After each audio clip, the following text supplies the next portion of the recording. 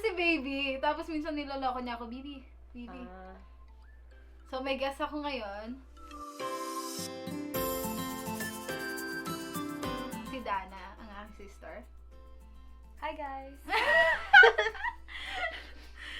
So for today's video, we're gonna make a makeup get ready with me sister edition.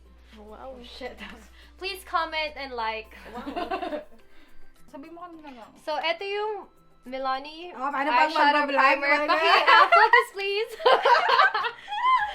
Para to sa eyeshadow nyo, para hindi magki-crease kung may oily kayo na eyelid. Para hindi mawala yung eyeshadow nyo. Hindi siya luminous putty primer. Focus please, focus. Nagpo-focus pa ba kami? Para to luminous yung mukha niya, hindi mukhang dry, mukhang glowing from within. Ang dinig ko luminous.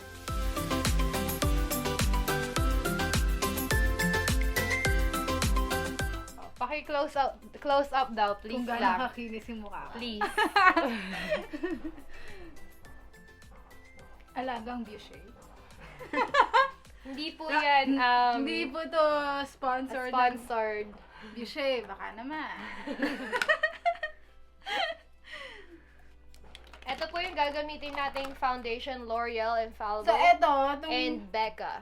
I-mix natin kasi ito dapat lightweight. ganun, pag focus, naka-straight yung kamay. Kasi itong L'Oreal lightweight and then yung BECCA full coverage. So, eto, kaya lang nakalagay sa bag kasi yan yung ginagamit lagi ni Danna sa work. Yeah, para everyday makeup routine. Para naka-ready na. Dahil late ako magising, sa kotse ako nagme-makeup, kaya nakabag. Mimix mo lang siya. Yung camera girl po namin, todo outfit at todo makeup na. Nangangalay na daw siya. Beauty blender. Dapat moist. Urban Decay facial spray para magstay yung makeup mo. Blend mo lang siya. Pag umuwi ang ate ko at sinasabi nilang magme-makeup kami, it really means ako. Ako lang. Ako lang. Siya lang naman kasi na mag-makeup. Walang kaming nangyayari. Ako lang. Kasi yung makeup ko, pag sinabi kong ako nag-makeup, nag-contour lang ako ng ilong. Yun na yun. Dapat blend mo lang siya para magmukhang natural lang. Hindi to pang Instagram na makeup, pang everyday. Punta lang kami ng mall. Shoutout sa nagbigay sa akin nito. Oh shit! And then, eto po yung ating face powder, L'Oreal True Match. Kailangan isa-set nyo yung mukha nyo para hindi oily later on after the day. Especially yung forehead, T-zone, yung mata. Pero light lang. Hindi tayo nagbe-bake kasi everyday lang. Oh shit, pang YouTuber na YouTuber pa. And then next, bronzer. Physicians Formula Bronzer. Kailangan lagi kayong magba-bronze para hindi flat yung mukha nyo. Lalo na kung gusto nyo slim yung face nyo, magba-bronze kayo. Yeah, kailangan ko yung kasi super bilog yung shade. Kinakarin na yung pagkakamera. Maganda tong nakuha. Hindi kita eh! Maganda tong nakuha kong camera girl. Okay, pero kailangan blend. Dapat wala kayong nakikitang linya. Bakit yung iba pa ganun? Contour yon. Hindi tayo nagko-contour. Everyday makeup tayo. Yung temple ng noo nyo, ayun yung malapad yung noo nyo. Kasi pag Lapad pa naman ang noo ko. Tsaka bilog yung shape ng mukha ko. Yeah. Kasi pag nagfa-foundation kayo, na-flat yung face kasi wala ng kulay. So, kailangan. And then Pero next, kung gusto mo yung pag ganun, di ba? Kung gusto mo parang medyo. oh yeah, pero hindi ako nagaganon. Pag maganda ka, hindi mo kailangan. Oh? Doon yung kaya, wow. So, video mo si Mamsi, sumisila. Mamsi! Nasama mo na yung sunod ka. Pass mo na yan. This is the balm blush. Dahil natural lang, pang Korean style. Cheeks. Over the nose. Para mukhang nainitan lang. Natural. Okay na tong ganito. Ganyan yung, parang napashot ka lang, mga ganyan, tapos mapula na. Oy, shoutout tayo kay nanay. Basta ang hilagilang blend, dapat walang nakikitang linya. Diba? Parang So, nakashot yung lang makeup siya. artist ko, bonggang-bongga yung outfit. Mamaya papakita ko yung camera girl. Shit. Kung ano din ang itsura niya. Super ayos na ayos. And contour naman, next, nose line. Aray nung lagayan ng ano niya.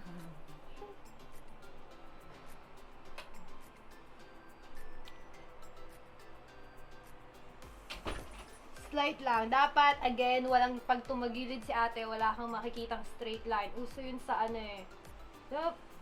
Pag mini-makeupan ka, pag aabay ka, may mga gano'n, may mga linya. Oo, yung parang ganun. Oo, hindi ganun dapat ang contour. Dapat So, parang ginagawa mo. Ibe-blend mo lang siya ng ibe-blend. Blend ka lang ng blend. Dapat walang Pero linya. parang andun pa rin. Oo. Kasi dapat ano eh, parang nagkaroon lang ng anino, parang tumaas lang yung ilong mo kasi may shadow lang sa gilid. Yun eh. Shadow. Si Danna natuto mag-makeup. Kakanood lang din sa YouTube. Okay, and then next, we're gonna do highlight. For our highlighter, we're using OFRA Glow Goals from NIKKITUTORIALS. Dapat fan brush. Eto pala! Oh my god. Ayan. Fan brush. Para to sa highlighter. Dapat, ang goal dito, pag natapatan ng araw si ate, sa key points niya, cheekbones, ganyan, mag-glow. Yan. Dapat pag natapatan ng araw, kita mo yung nag-glow. Tama. Ayan. Shit. Kahit wala yun, nag-glow na ako.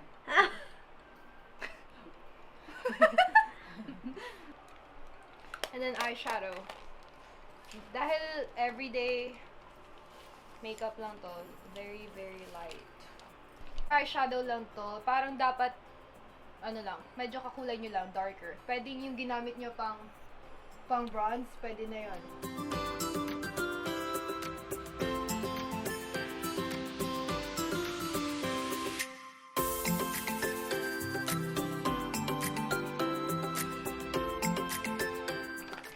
Next, we're gonna do eyebrows.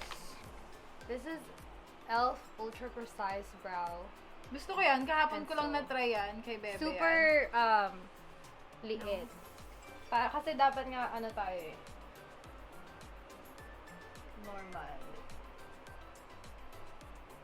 Very light. Ito na lang. Ito, COVERGIRL Easy Breezy Brow. Ito kahit anong mangyari, titigas talaga yung eyebrows nyo. Hindi to, tatayo yung eyebrows nyo kung yun ang gusto nyo. The whole day.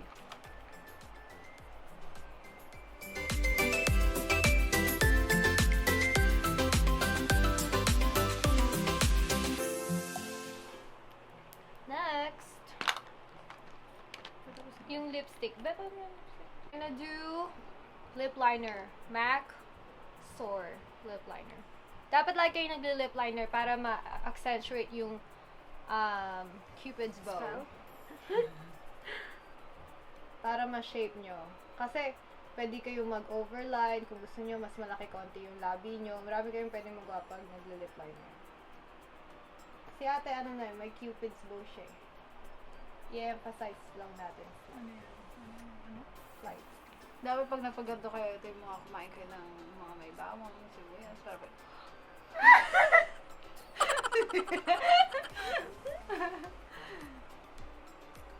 Tsaka yung lip liner para hindi mag-bleed yung lipstick nyo or kung ano man.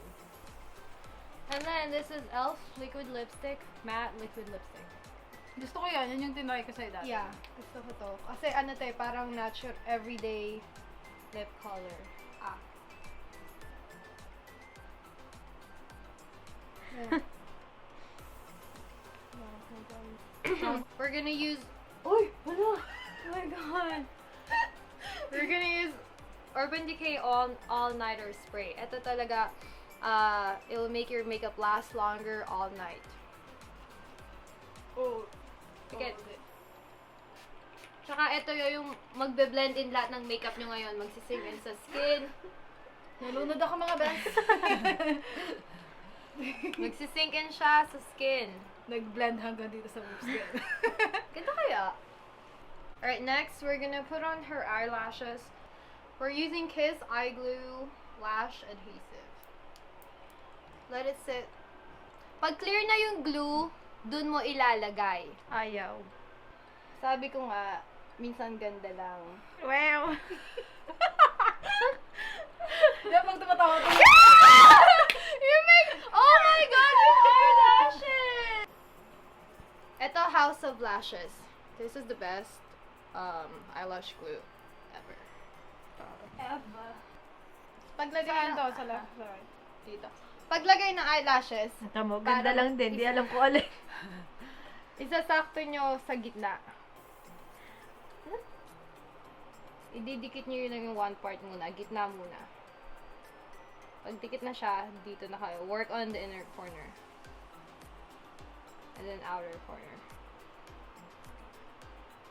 Tapos siguraduhin nyo dikit na dikit siya. Kasi, hindi pwedeng, ang pangit kung kita ng ibang tao yung totoo mong eyelashes and then your fake lashes. O, diba? Kung basa pa yung eyelash glue mo, hindi yung didikit ng ganun. Let me see.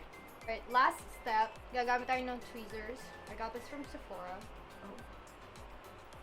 Maganda to kasi look, there's nothing, walang nasa gilid. So, minsan diba pinipilit mong isuot yung pilik mata mo sa eyelash curler. Ito walang gilid. So, mabubuka mo siya. Kailangan, again, dapat nagbe-blend yung totoo mong pilik mata sa falsies mo. Kasi minsan yung real eyelashes mo, straight lang siya. Yung falsies mo nakatayo. So, kitang-kita ng mga tao sa gilid mo kung na, yung pilik mata mo. Alright. And then we're just gonna use some liquid eyeliner just to conceal the lines. Parang, alam mo yung feeling na parang may... Pick it, please.